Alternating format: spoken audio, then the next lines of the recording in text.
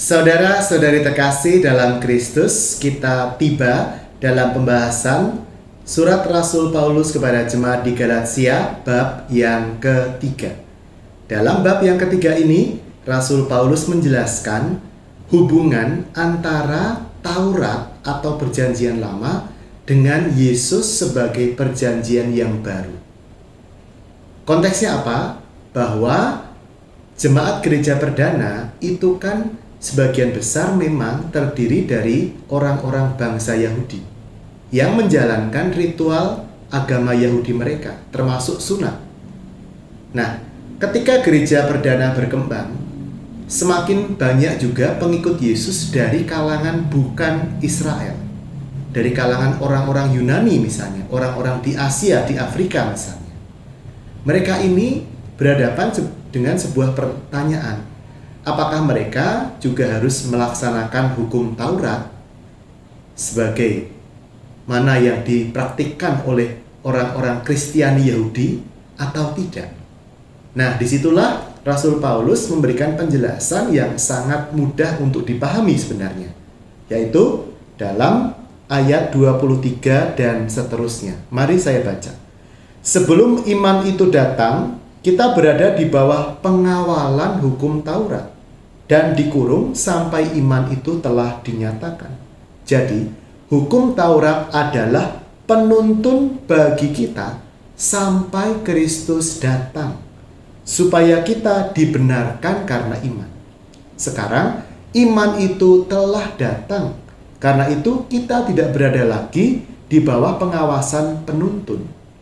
Sebab kamu semua adalah anak-anak Allah karena iman di dalam Kristus Yesus. Karena kamu semua yang dibaptis dalam Kristus telah mengenakan Kristus.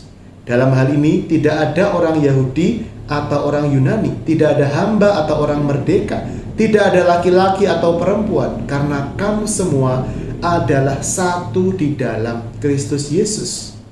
Dan jikalau kamu adalah milik Kristus, maka kamu juga adalah keturunan Abraham dan berhak menerima janji Allah. Dalam istilah aslinya, kata penuntun itu adalah paidagogos. Nanti kata paidagogos ini menjadi kata pedagogi. Kita yang menjadi guru tahu ya istilah ini, pedagogi. Ya, pendidikan, pengajaran, yang sebenarnya arti katanya adalah menuntun anak-anak untuk sampai kepada pengetahuan. Ya, seorang pedagog itu seorang penuntun anak-anak mencapai kedewasaan iman. Maka hukum Taurat bagi Paulus juga sama fungsinya, menuntun anak-anak Israel untuk sampai kepada Kristus. Kristus sudah datang, Mesias sudah datang, maka tidak diperlukan lagi sang penuntun, karena umat telah diantar kepada Kristus. Nah, karena itu iman Kristiani terbuka kepada segala bangsa, termasuk kepada kita orang Asia, orang Indonesia. Kita bersyukur bahwa para rasul Kristus menyadari, terutama melalui Santo Paulus, bahwa kehendak Allah adalah merangkul semua orang ke dalam kerajaan Allah. Bukan hanya orang Yahudi, bukan hanya bangsa dari Tuhan Yesus sendiri, tetapi juga kita semua. Maka mari kita bersyukur atas iman kita. Kita yang berada jauh sekali dari Israel, dari Palestina, ya, dari bangsa Yahudi, kita direngkuh oleh Kristus.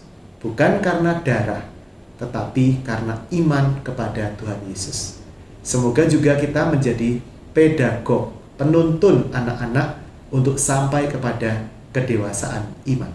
Tuhan memberkati kita dalam nama Bapa, Putra, dan Roh Kudus. Amin.